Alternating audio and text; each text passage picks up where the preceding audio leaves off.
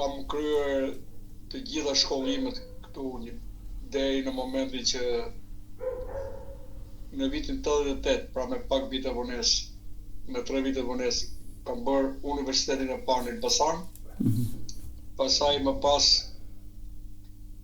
kam punuar disa kohë në kontrollin e shtetit dhe kontrollin e prefekturës Tiranës, në sektorin e aviacionit civil për rreth 9 vite, ca 10 vite. U kam qenë për shumë kohë në rang drejtori të shërbimeve mbështetëse dhe kam pasur shumë sektorë varësi. Jam diplomuar dhe me mesatarë të shkëlqyer më të larta, kam marrë master përveç diplomës edhe masterin juridik dhe kam rezultate më të lartë, sidomos lidhur me temën time që ka qenë arbitrazhi.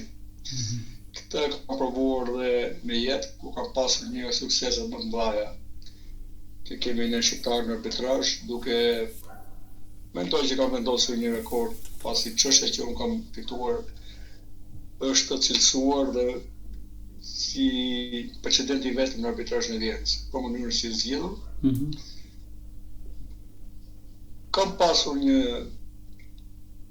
fokus përqendruar lidhje me certifikimet, diplomimet. Mund të kem mbi 40 certifikime që janë vetëm në Londër, në Bournemouth, Manchester, Amsterdam, Luxemburg, edhe në vende të tjera, gjithashtu.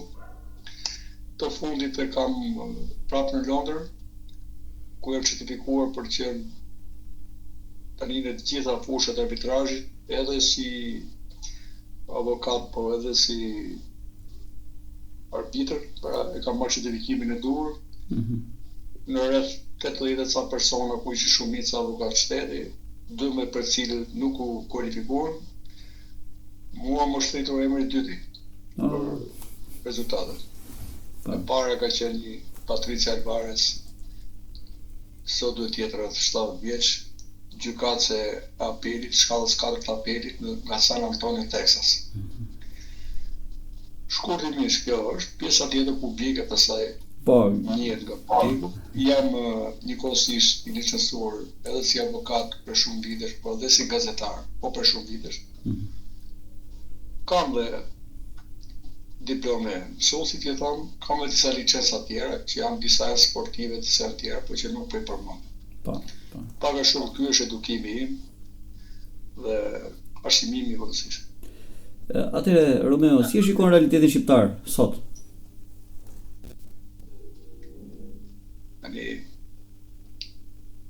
Është realiteti më sfidues, më themi.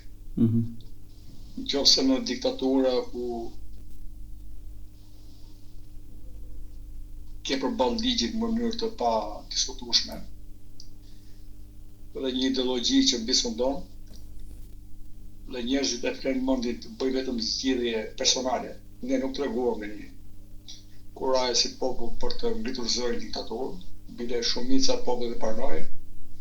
Pakënaqësia ka qenë në vitet 80, kur gjendja ekonomike ishte e tillë që njerëzit kanë rrezikuar mbase ka lënë kufirin me internime e tjera. Mendoj që kam qenë një për tyre, e kam pasur një arrest vitit 86. Po ishte tërmëria më e madhe se kohë. Kurse sot është sfidë. Për më tepër që nuk kemi të bëjmë vetëm me sistem ekonomik, pasi diktatura na vuri para faktit krym që u ndalua dhe besimin njëkohësisht. Dhe sot jemi një sfidë, jemi një popull i cili është një fakt historik që mendoj që mund të jetë i vërtetë dhe është i rëndë, po të jetë kaq i vërtetë, që me rolin e qendresës tonë ka shituar rreth 600.000 shqiptarë kanë emigruar drejt Italisë. Pra, ose drejt viseve tjera aleate që kanë qenë Raguza e tjerë, fillimisht Venecia, mbase. Po kryesisht ka qenë Italinë e Jugut dhe Italinë qendrore. Pra 600.000 atëherë sot është një popullsi shumë e madhe atje, ku Shqipëria e vërtetë është atje. Ne kemi qenë rreth 800.000, 900.000 në luftën e dytë botërore dhe dolëm nga ai sistem me rreth 3 milion sa banor, gati 4 milion. Pra, pjesa më e madhe e aristokracisë, për mendimin tim, atë që na mëson u largua me dorëzimin, me pushimin e qendresës luftarave ka shitullë. Dhe këtu ngelen rajat. Pra, jo ai niveli i lartë i cili mbartë edhe krenarin, po dhe ndërgjegjen e atij kombi. Jo më kohë të rilindësit tanë e kthyen vëmendjen tek revokimi i figurës Ndërbeut për t'i bërë një thirrje ndërgjegjes ndër shekujt që ky popull të rilind, dhe prandaj quhet rilindje, të rilindje në vlera. Dhe hipokrizisht politika jonë kërkoi rilindje, po rilindën kuçetrët, rilindën demonët. Dhe besoj që mbi të gjitha kemi një përballje vlerash, por e shoh edhe në emergjencë. Se mirë ka ikur 600.000 atëherë, po s'mund të ikë tani. Jam i sigurt që ka ikur më tepër se gjysma e popullsisë, edhe në një bisedë që pata me një mikun tim nga Jusoni, me cilin konsumova i kafe, domethënë rreth orës 12:01, tha asaj që vjeta shok gjithmonë më pak të rinj. Dikur, po të ndë, në vitet 2005-2010, ka pas një gjallëri në to rrugët kryesore të Tiranës, pak në dalish tani në blok më shet Marini, në asnjë orë ditës, qoftë në drek apo në darkë. Dikur kishte gjallëri. Ajo Gjiro e Bulevard postuar në disa rrugë, që qanë ploku e tjerë, nuk ka më. Ja shtuar makinat, u shtuar smogu, u shtuar mbase kriminaliteti në të gjitha planet, por popullsia jo. Kështu që mendoj që jemi para një prove. Do ta kalojmë apo jo? Dhe pse kam besim që do ta kalojmë. Shpresojmë. Gjithmonë ka shpresë aty ku besohet. Duket sikur është një citim që mund t'ja bëj domethënë në mënyrë të thatë, për nuk është shoqëron. Edhe për Pashk, edhe për Baram, unë kam parë që është mbushur sheshi, po është mbushur dhe rruga kryesore e kryqëzimit kryesor përpara xhamit, përpara kishës. Pra ka njerëz që besojnë. Dhe gjithmonë aty ku ka besim ka dhe shpresë. Pavarësisht çfarë po ndodh, mendoj që ne do të shkojmë drejt epokave të reja, por ne do ta mbyllim një këtë epokë. Ne s'po e mbyllim dot. Për arsye se mi marr peng nga aktorë të vjetër, me një lojë akoma më të vjetër, pavarësisht retorikës, ne duhet jemi të bindur që nga ajo që thuhet me atë që bëhet, ne duhet të besojmë atë që bëhet. Edhe nuk duhet të ketë dyshim për të. Ajo që çfarë është bërë, na e heq çdo dyshim që këtu kemi instalimin e një retorike apo dhe një regjimi me dy koka, po që është një regjim pengmarrës.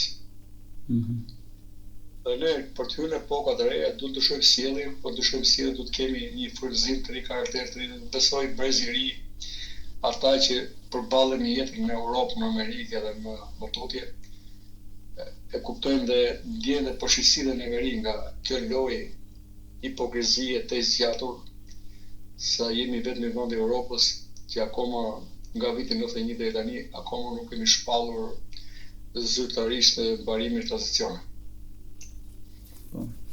Dhe problemet mëdha të pasgjidhura, duke filluar që nga minimumi etik, gjithë kjo politik, unë kam hasur dhe i njohur, edhe backstage, po dhe në për intervista, deputetët gjitha ngjyrave, të cilët të vetëm kur janë opozitë flasin për minimumin etik, por nuk iniciojnë asnjë projekt ligj për minimumin etik. Dhe gjithashtu edhe projekt ligje tjera, të cilat do të bënin të mundur realizimin e një minimumi etik, për shembull të flasin për taksën e pasurisë.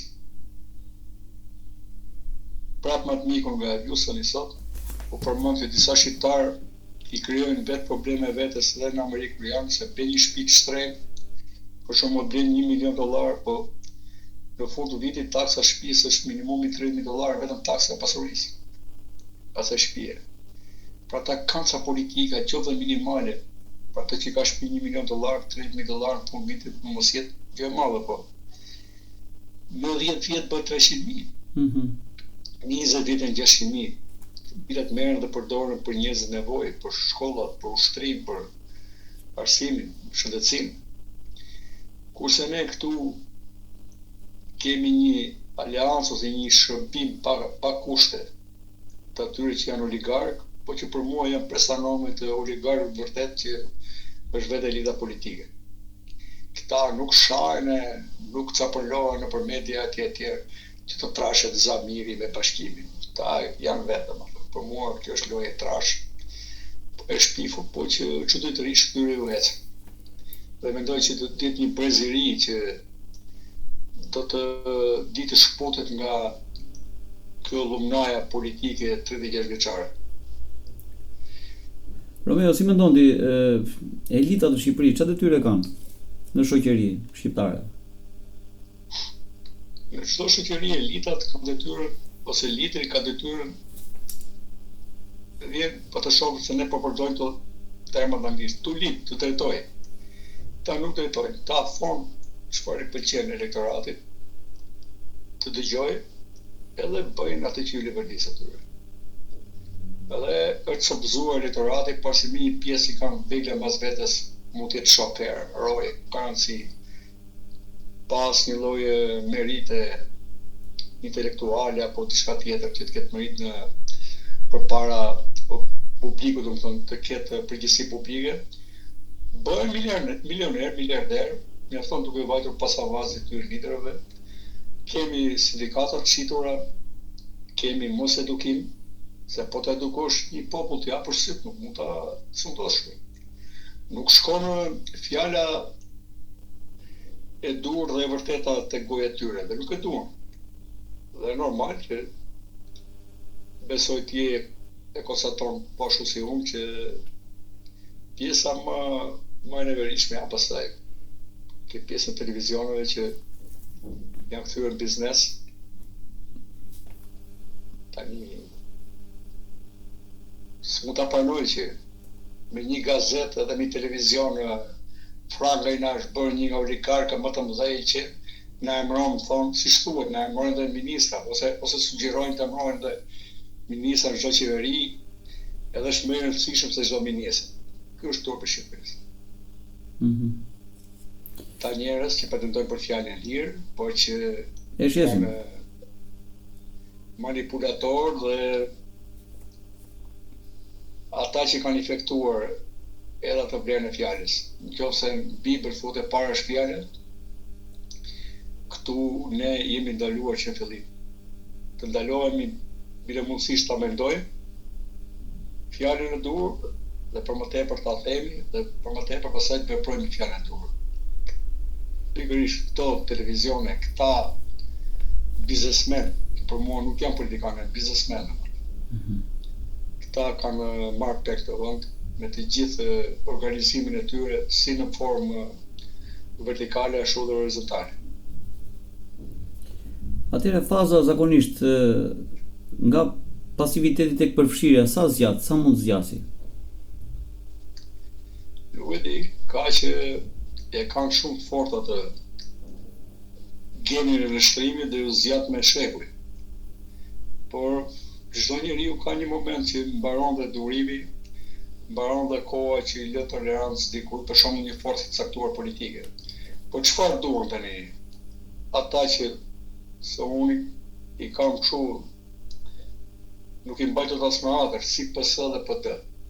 Tani çfarë duan këta që dilin djetë të PS-s me huj për të rrahur pushtetin e Saliut, që ja bën mirë që e rrahin. Çfarë duan të rrahin pushtetin e tyre?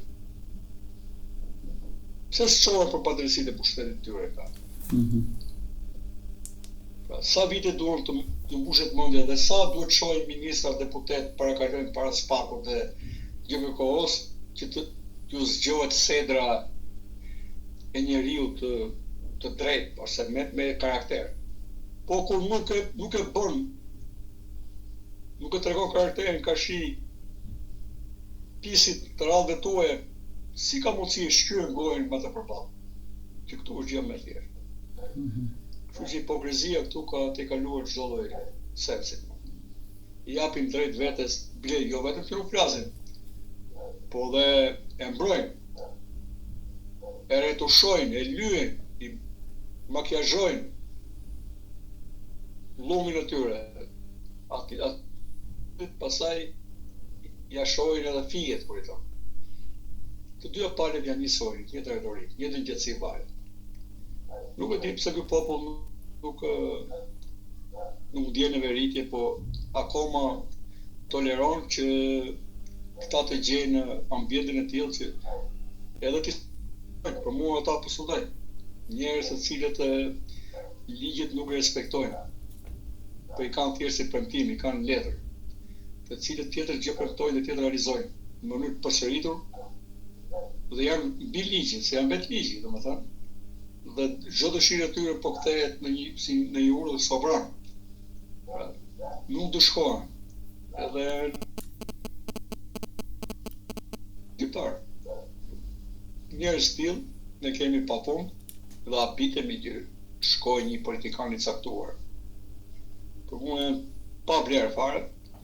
Njësoj si unë ata flenë darë qojnë bjesë, hanë e pinë e shkojnë atje ku shkon dhe mbreti tha një kam, edhe duan të iki si përëndi, duke marrë që nga Saliu, Rama, pasaj të tjerë s'ku e llogarisë parë, që kërkojnë dhe të adhurohen. Ndërkohë që fatkeqësisht mirë të gjendëron pjesa e pasuzëve tyre, ata që janë besimtarë duhet kishin reaguar. Unë besoj që besimtari vërtet është ai që kupton paktën që s'është thjesht ti lutet Zotit para vaktit bukës e ti thuash falënderit pasi ke ngrënë atë bukën, ose kur vjen një mirë, por ai që kupton që përballja për drejtësi është obligim. Dhe të përkrahit vërtetën, thot vërtetën është obligim. Të bëhet që është e drejtë, është obligim. Akoma nuk kemi hyrë mirë në rrugën e besimit, se ndryshe do të kishim pasur zgjedhje. Unë kështu e besoj, nuk bashkoj, nuk parti politike i vlerësoj deri tani si fatkeqësi. Si banda të përshkira, fatkeqësisht një njoh kaq mirë sa nuk mund zgjidha si bikem. Romeo, si shikon autoritarizmin dhe klientelizmin në historinë e Shqipërisë pas vitit 45? Futet tu edhe 90-a, kuptohet. Po. 45-a deri në 90-ën, unë do ta ndaja, domethënë, ka pasur një ndërtim parametër të shtetit, domethënë, ndërtim se pa doktrina në mëson që edhe shteti kinez, dhe ai gjerman, dhe ai britanik, amerikan, duke dashur, lufta ka qenë biznes. Po ka qenë dhe pjesa arma e vetëm për të ruajtur atë që ke, jo më për të fituar më tepër. Në histori shteti kinez është më i vjetri, dhe ai ka treguar që u bë shtet, po jo demokratik, kuptohet se kemi konkurrencë kulturësh të botë. Dhe ne i përkasim, shpesh i përkasim familjes të Atlantikut Veriut, pra të dy krave, Perëndimit dhe Lindjes, të familje europiane, u bë shtet duke dashur të fuqizojë ushtrimin. Aty ka bërë dhe formalizimin e ekonomisë, mbledhjen e taksave, ushtrimin e kontrollit territorit e tjerë. Po kështu dhe shtetet e tjera, kemi dhe sultanate këto, po që të vetmin që arritën në të shtetin modern, të bën një makineri e frikshme, parash mund të themi, ose të ekonomisë, edhe parash. Tani kemi një lloj deindustrializimi për këtyre 30 viteve, po Europa bashkë me Amerikën ka qenë një makineri e pandashme industriale.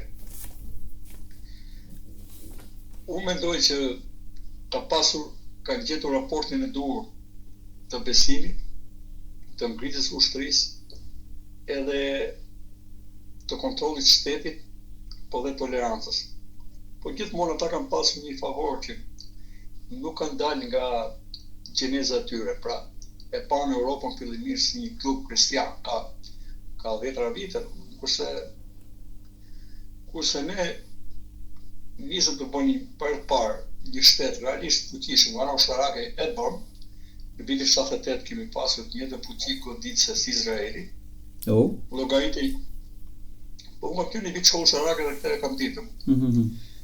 Edhe po t'i shoh thot, problemi është që ne nuk bëmë ngritjen e njerëzve. Dhe goditja më e madhe për mua vjen vitin 67, ku u ndalua me ligje dhe ushtrimi besimit. Po pse u ndalua, si mendoni? Arsyeja, cila është? Po, mendim. Ka dhe arsye të pashkruara, por atë parë vetë. Për shembull, një nga arsyet që nuk thuhet ka qenë që Enver Hoxha ka kërkuar pjesës të kishës katolike që të shpalli autocefalin ashtu si dhe ortodoksit. Ortodoksit. Ata nuk e pranuan. Dhe ata nuk ka autocefali në katolicizëm. Ortodoksi ka. Po thuj çdo kom ortodoks ka kishën e vet. Ka një lloj orientimi nga kisha ekumenike, nga Stambolli. Po, kryesore po. Ka një autonomi të madhe, pavarësi të madhe pra. Ata nuk e pranuan dhe për mua të burgosit politik vërtet ka qenë përfshin katolik. Të cilët nuk janë ushtruar dhe në burgje kanë bërë qëndrime burnore dhe shumë për tyre kanë qenë si thua profesor në universitetin për ata burgosur, ku unë kam njohur pjesë, të cilët pasi kanë bërë nga 10-15 vjet burg me ta kanë dalë nga 50 gjytuje, edhe me kulturë dhe me karakter. Dhe po që është rilindjen e demokracisë në dhjetor të mëdhenj shoqërua edhe me rilindjen e besimit. Unë mendoj që thjesht dalja nga besimi, rënja në influencën lindore, pra të ideologjisë komuniste, po dhe influenca tjera ruse ka qenë me pasojat më negative të mundshme. Në goditjen e fundit që morëm ne si popullsi, kemi marrë vitin 1800, kur Perandoria ruse fonte luftë me Perandorinë osmane, ku ne ishim pjesë, dhe pas çdo fitore që kishte Perandoria ruse merrte koncesione, sidomos në Kaukaz, po dhe këtu në Ballkan. Edhe sipas këtyre koncesioneve ne kemi pësuar në genocid si popullsi shqiptare, gjë që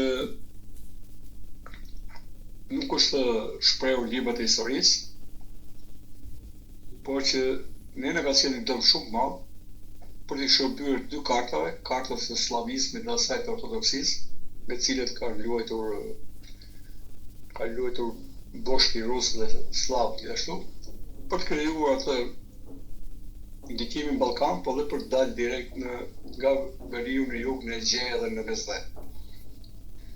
Dhe ne vuajtëm, domethënë, si në përballje me turqit, po ashtu edhe kur fituan osmanët, po dhe kur humbën osmanët. Kjo është ironia e fatit. Pra, ishim në patronazhin e armiqve shekullor, mund të themi. Po.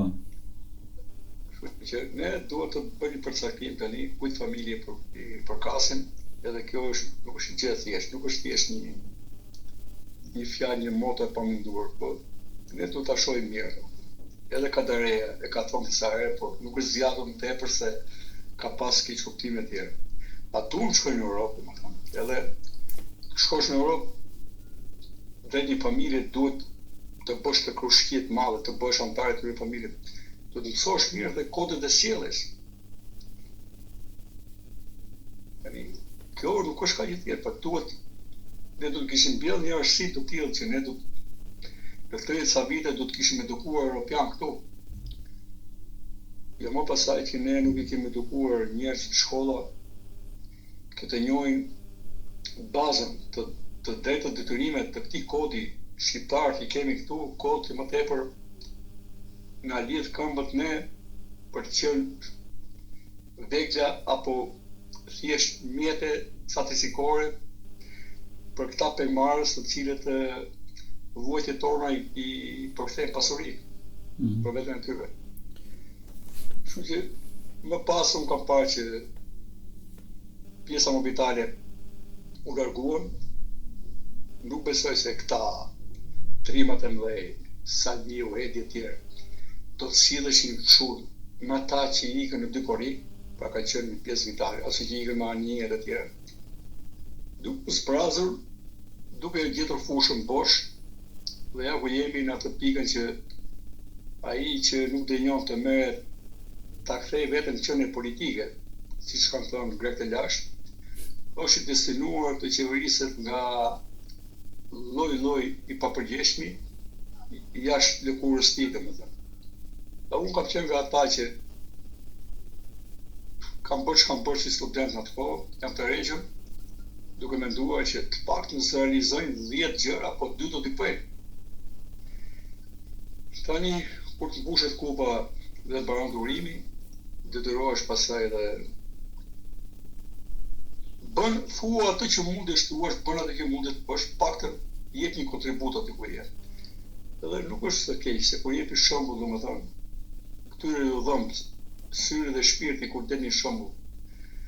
Dhe e ndjej këtë, edhe kur përballem me to, por edhe kur i kam më larg, ndjehet çdo gjë atë.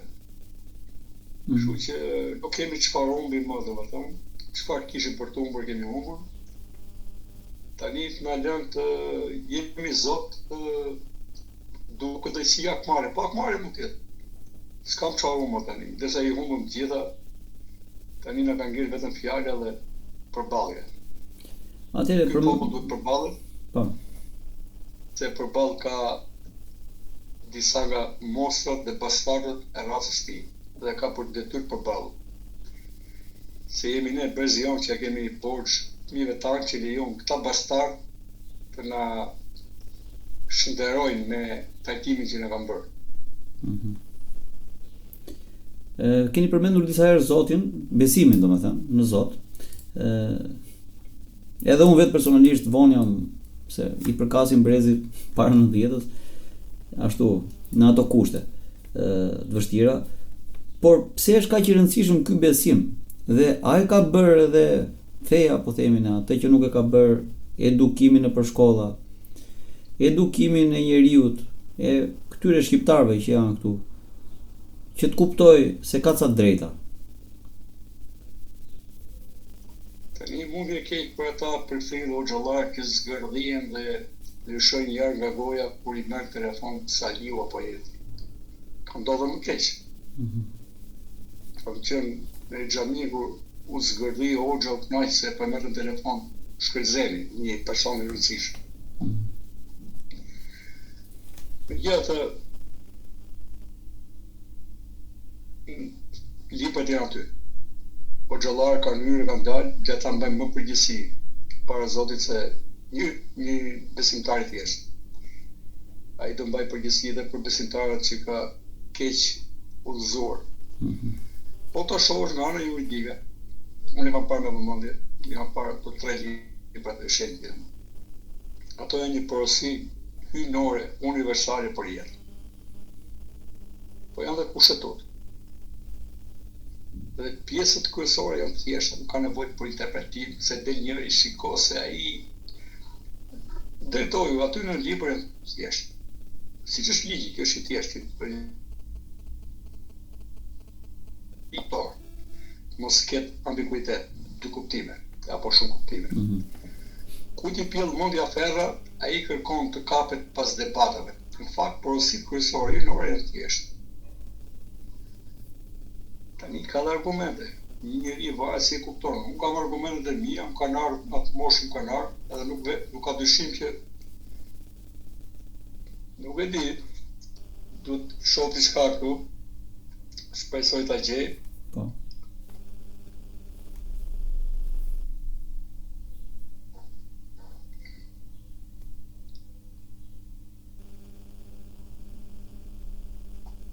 Pasi në vitin 2017, kur fitoi për e 2 Partia Socialiste, Rama ju drejtua popullit për një këshillim. Edhe unë i pata quar disa, si më thënë, Sugjerime. shpresoj ta gjej tani. Edhe të doja t'ju lexoj për treguar se ku më shtyu mua besimi, çfarë po thoja unë me besimin tim. Pra, çfarë të keqe ka, edhe pse duket se këta e kujtojnë se besimi është sport i katunarëve, por nuk është ashtu, është më e thellë. Po të shohësh njerëzit më të shkolluar në botë janë dietarët në dy krahë, të Islamit njërin krah, po dhe Vatikanit. Dhe bile socializmi dhe komunizmi si teori më mirë e kanë njohur priftërinë e Vatikanit se sa komunistët francezë, që mbaheshin si komunistët më devotshëm dhe më të lexuar. Për arsye se ishin detyruar ta kuptonin, ta lexonin, ta studionin, ta mësonin, ta kuptonin teorinë kundërshtare. Kurse ne kemi ushtruar këtu, unë bëjmë më mirë atë kohë, ti besoj bëjmë. Po. Kemi ushtruar këtu një komunizëm të bazuar në citate. Unë kam qenë kurioz për të lexuar, bile kam pas lexuar bibliotekë edhe Zotin Font të Marxit. Po shumica e kapitalit si kishin lexuar atë kohë. Edhe unë duke bazuar tek po ja u citoj këto shpejt për treguar si e kam parë besimin, si mund të shërbejë. Edhe jam ndërtuar kryeministin tim vitin 2017. Mos u bëj i ashpër kurrë përveç se kur luftohet e padrejta dhe shpërfillet e drejta. Kamjen e vërtet e sjellin vetëm punët e mira. Mbaj pasionet në kontroll. Mësoj zemrën me mëshirë dhe mësuri e mirësi për shtetasit. Jepu atyre ato që kërkon Zotit për veten. Nëse pushteti të bën krenar, shiko pushtetin e papunë që ka Zoti mbi ty, e që ti nuk e ke as mbi veten. Jepu njerëzve hakun njësoj si vetes tënde. I paanshëm në qeverisjen tënde. Pakënaqësia e njerëzve të thjeshtë të jetë për ty më e rëndësishme se ajo e elitës.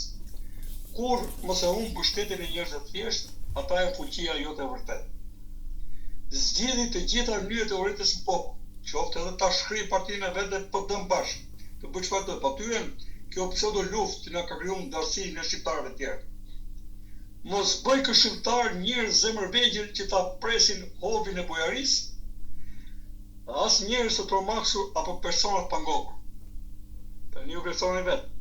Mbaj larg vetes vegat e qeveritarëve të këqij të mëparshëm. Këta mirë që ka marrë ata, po këta ka shku dhe tek zabarante e verit. Që mbajnë edhe Saliu nga Jakovjen. Po mi si mjafton të ketë një djalë të mirë për shembull që ka mbaruar një shkollë jashtë. Po më mban prap Fariu, çfarë ti bëj tani Saliu?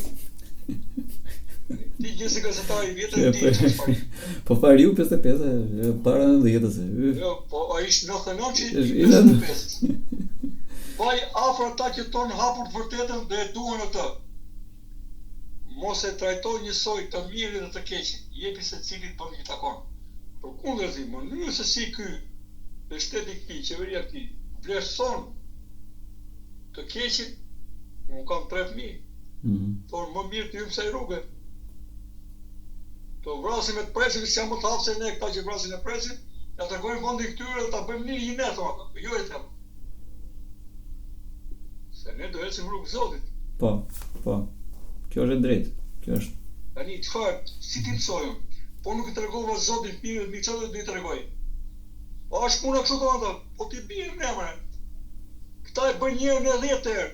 Drim paqti, pra edhe ta bëjmë ne ligjin, jo këta, se njeriu nuk ka ditë të sllavë këtyre, i sportjave. Pra këta t'ja din për nder kësaj edukate që ka mund, se dyshe ja kisha bërë.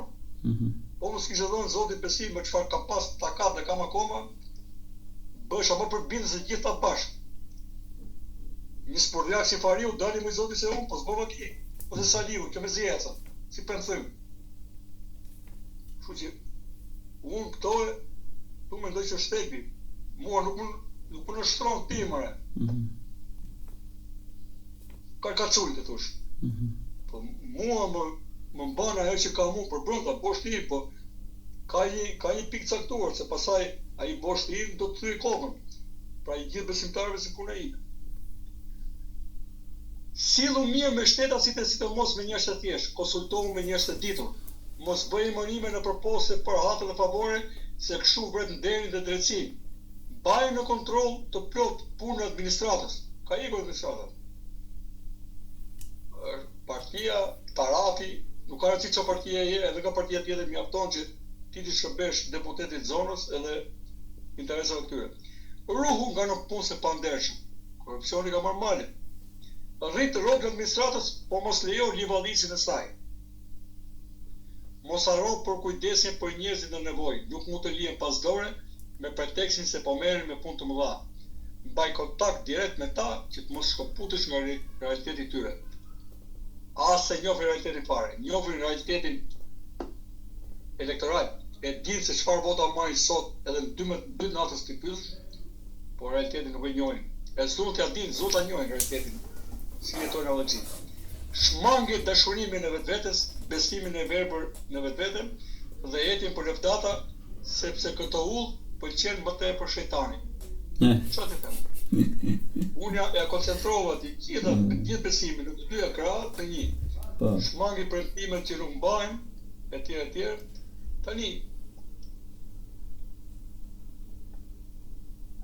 dhe mos uri se kush je, duke patur parasysh që ti s'ke pushtet as me vetëm, mendosh çfarë pushteti ka Zoti me ty. As ti nuk e di çfarë do flesh sot, se ke dorë vetë. Po të zgjuar në bazë se të vesh në orë me se din vare, po. As zgjohesh, nuk zgjohesh, sa je ti lart. Ashtu është. Po i bie kështu thjesht. Jo, ashtu është. Kjo ka qenë në mbase më dënuar në veprimet mia të paktën për shumë kohë që unë kshu jam detyruar, jo se nuk e kuptoj se çfarë bëjnë ta, jo se nuk e bëj dot çfarë bëjnë ta, se e bëj dhe mëzis ata, por unë kam bërë një ndarje, kam bërë një pakt me veten dhe kam marrë një vendim. Nuk po e bëj kështu. Unë do përballem, do bëj pjesën time kështu. Po. Pra detyrën time ka shi Zotit, vetes time, familjes time, vendit të tjerë. Dhe shoh njerëzit jo me ndyra politike, po si qenie edhe të qofshin çfarë do lloj besimi. Janë njerëz. Po. Nuk janë të njëjtë me mua në ideologji politike, janë të njëjtë me mua në besim. Kjo mund ta ndrojë nëse besimi se ndryshojnë, nuk ka problem. Po. Po janë të njëjtë me mua si qenie njerëzore, në krijim pak. Unë këto bindje kam edhe e kam vështirë të sot të mosh të veproj jashtë bindjeve të mia, edhe veproj sipas interesit të xhepit. Edhe kur kam provuar një herë të toleroj nuk ka ecur, kështu që e kam darë mendin. Unë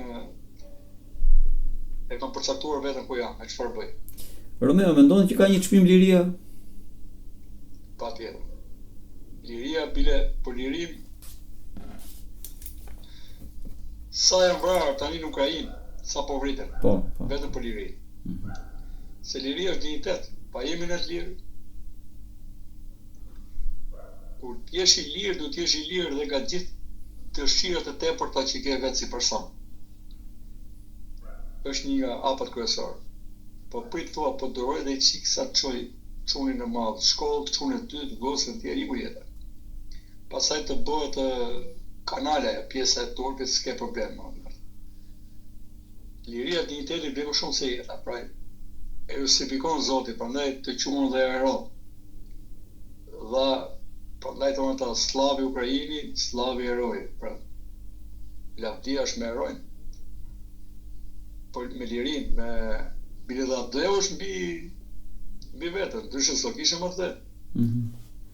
Pra, shtëpia përbashkët Shqipëria, nuk është e 3 bandave këtu. Po si mund t'japin jetën shqiptarët e thjeshtë për shtëpinë e përbashkët, ta kanë shkatruar atë dëshurinë, ikin shqiptarët e tjerë që e shohin si vendin e drejtë këtu. Normal, vendi Saliu, i Edit, i Monikës, i Ilir Zgorbjes, që shet port morali nga qedia, në vend të urtë atje, etj. Presim brenda muajit 30.000 filipinezë dhe indian. 20.000 filipinezë janë më saktë dhe diku te 10.000 indian, po themi. Ndërkohë që sipas statit, sot që flasim, janë rreth 160.000 edhe më ca, më tepër, të pa punë kërkues në Shqipëri. Si shpjegoni këtë? Me taksat e taksa paguese shqiptar, institucionet shqiptare mundësojnë jo të punësojnë 30.000 shqiptarë këtu, po të marrin 30.000 të huaj, punëtar të huaj. S'kemi gjë me ata. Shumë ku kanë gjetur shqiptarë, mirë ja bëjnë. 300.000 milionë të marrin. Këta njerëz që merren me mbi emrin tim, ta buracak, se nuk e thonë së përballë sy, e me tjerë zgërdhjen atje, mirë t'ja u bëjnë. Bile t'ja u heqën sot me buku si kanë. T'ja u marrin. Mirë t'ja u bëjnë. Po të dhimë se ty delet, të e ndelet. Unë për to po flasë. Ka më poshësi se kjo, domethënë, ti s'po i del për zonë shqiptarëve tu, po merr tjerë. Edhe vinë filipinezët, e diti që pse ndodh kjo, domethënë. E para këta duan slevër që mos flasin si shplasun e ti. Ti jem pa drejta. Ti jem këta hajdutët, edhe slevët e tyre. Këtu ta kthejnë. Edhe Sparta e lashtë nuk ka qenë kështu, ka pas një lloj digniteti. Këta e kam provuar që tu mund të bësh çdo lloj eksperimenti. Tu nuk ka kufi durimi dhe mungesa e dignitetit. Edhe nuk besoj që do ta ngresh zërin dikush politikisht. Vetëm po e ngritën zërin njerëz jashtë partive, po që janë në rrugë të Zotit. Se tjetër kush nuk argjon më frymën. Tjetër që e bën diçka tu e ditë ta dia i lartë, dhe prandaj thot Zoti, bëhet mirë dhe mos e kërkosh shpërblimin tek njerëzit, po tek Zoti yt. Se me njerëzit zgënjesh për ditë, edhe të mirë t'ja bësh një të mirë, sa din pas e përnder, ose edhe prindërve. Por këta e shohin atë dheun si plaçk, këta i shohin shqiptarët si pa dinjitet. Ka shumë drejtorë që janë të panjohur, që i kanë vjedh miliona e miliona, dhe kanë nga 3-4 filipineze që u lajnë pyllën tyre në shtëpia. E bëjnë punët e shtëpisë të grave tyre më të poshta sa s'ka më, që zbukurohen me paratë shqiptarëve, e shesin mend e brenda çantat me 30-40 miliona paratë shqiptarëve. Dhe unë i di një pjesë. E po një spinxhuk, një 20 që ka vjedhur diku pa fund në sektorin e hidrokarbureve, të marri 3-4 filipineze ai, do në vogël ka që ka i kërja jetë, po pa shumë para pas ka vjetë. Edhe kur i vjedhin, se këta duan që mos të kenë të huajt, se shërbëtorët dhe marrin to, që mos ta di njëri çfarë rrugësi kanë këta në shtëpia. Dhe dyta, edhe kur i vjedhin këta që kanë vjedh diamante kështu, nuk arrin dot t'i bëjnë denoncimet reale, se nuk tregojnë çfarë shumësh ju janë vjedhur. Po mirë t'ja bëjnë atyre dhe ne. Tu kemi arritur ne, shqiptarët i përzë me një politikë që për mua është genocidiale, ky quhet sot genocid, dhe merr të tjerë, domethënë. Bravo, edhe këta që votojnë si një parti si tjetër, nuk e kuptojnë që po votojnë, edhe nuk përkrajnë politikat e reja, po votojnë për të na përzënë ne nga vendi yt. Më zi se kaq nuk ka. Kemi një debat sot, Romeo, për plazhet publike. Referohet Vlora, po themi ne, jo do bëhet me lek, do bëhet pa lek etj etj. Në fakt sipas statistikave që kemi këtu në 2022-shin, 368 stacione plazhi ka patur në Vlorë, nga këto vetëm 2 publike. Sot nuk e dim kur dalin. Është normale kjo në gjithë hapësirë. Po pse do të qenë prapë tek e para, mi t'ja bëjnë, t'ja mbyllë dhe plazhin. T'ja bëjnë dhe edhe qiellin me lek. A durojnë ta më? Po çfarë ti bëjnë? Ti jap nga po i nxjerr veremi vetës. A ja krenar në njëtët?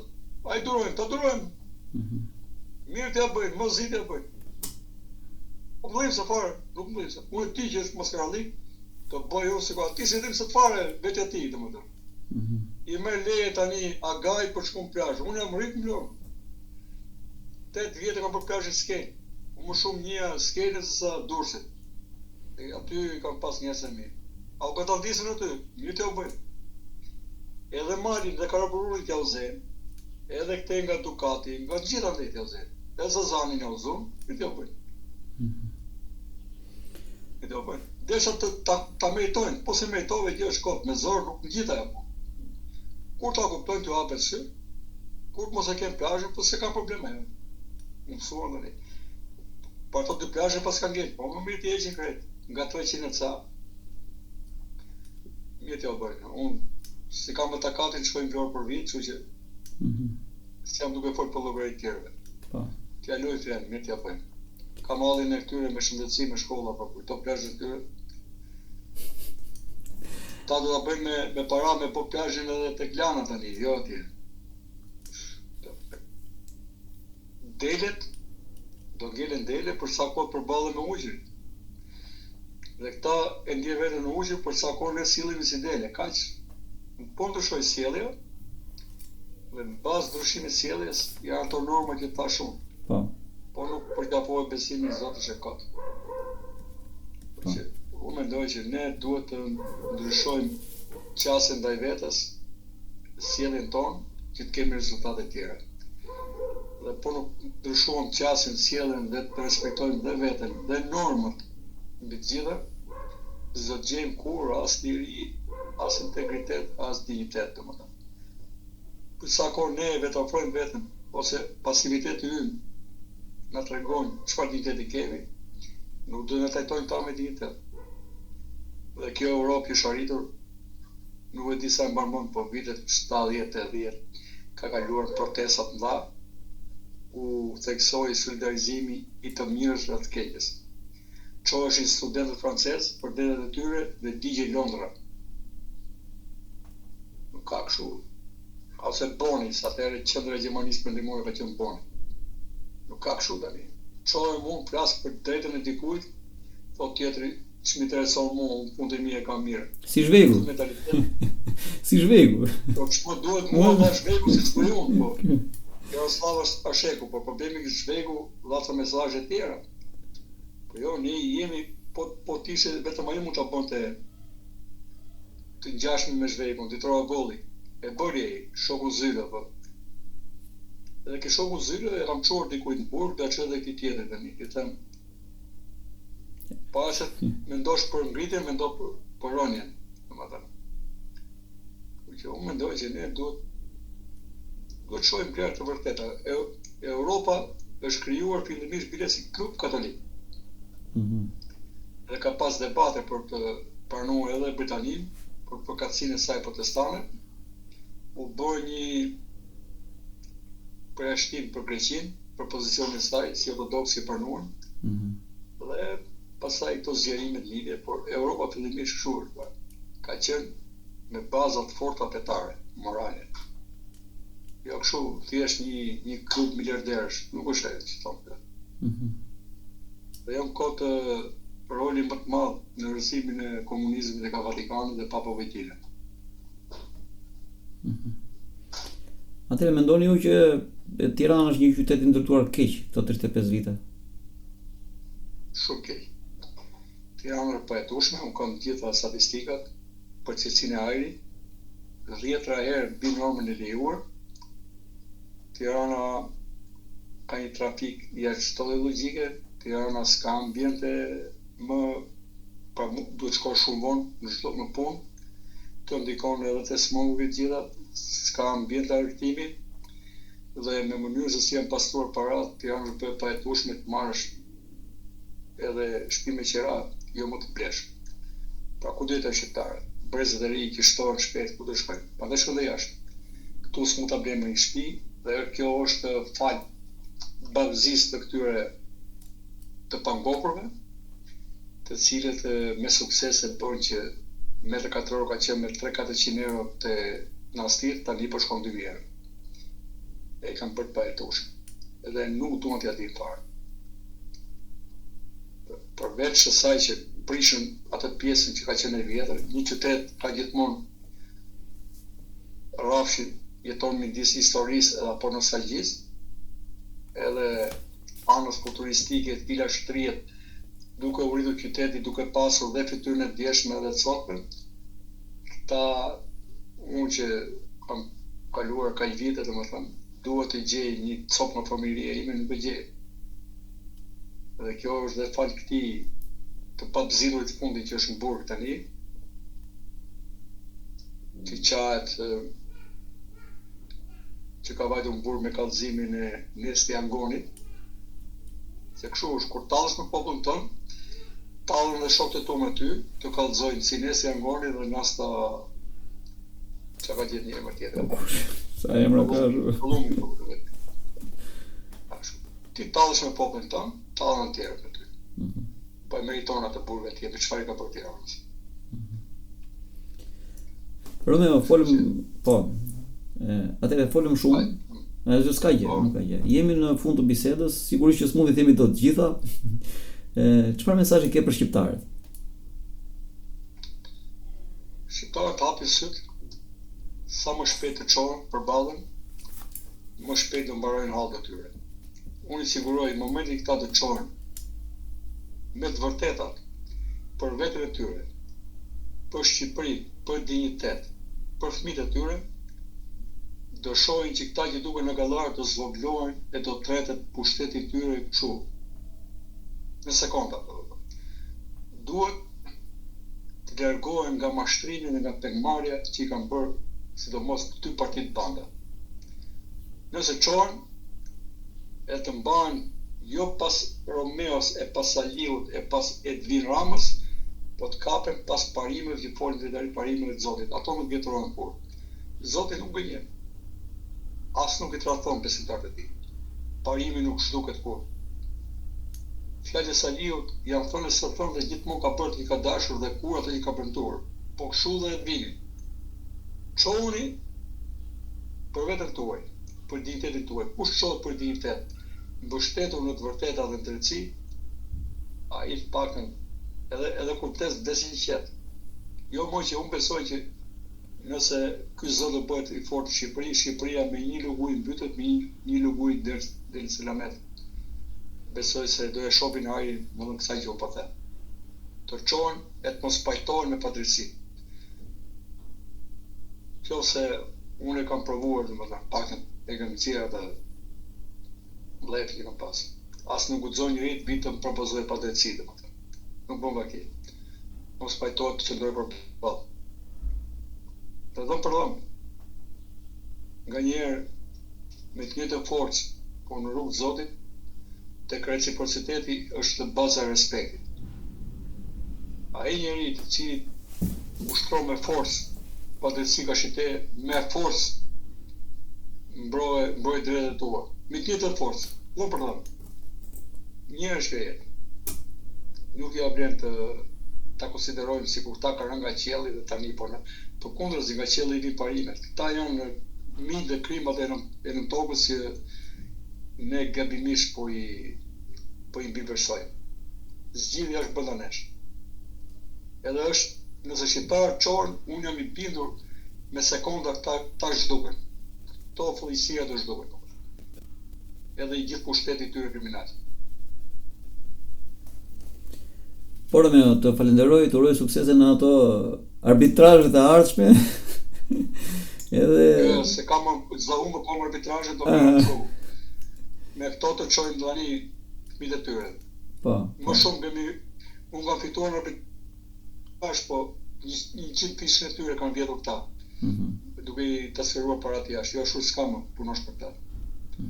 Tani do të bëjmë punën me Sirarë. Sirara e kryesore është të japim syt njerëzve këtu. Atëherë edhe kjo është punë shumë e vështirë, edhe për këtë uroj suksese dhe takojmë në biseda të tjera. Faleminderit. Faleminderit ju. Kalofshi mirë.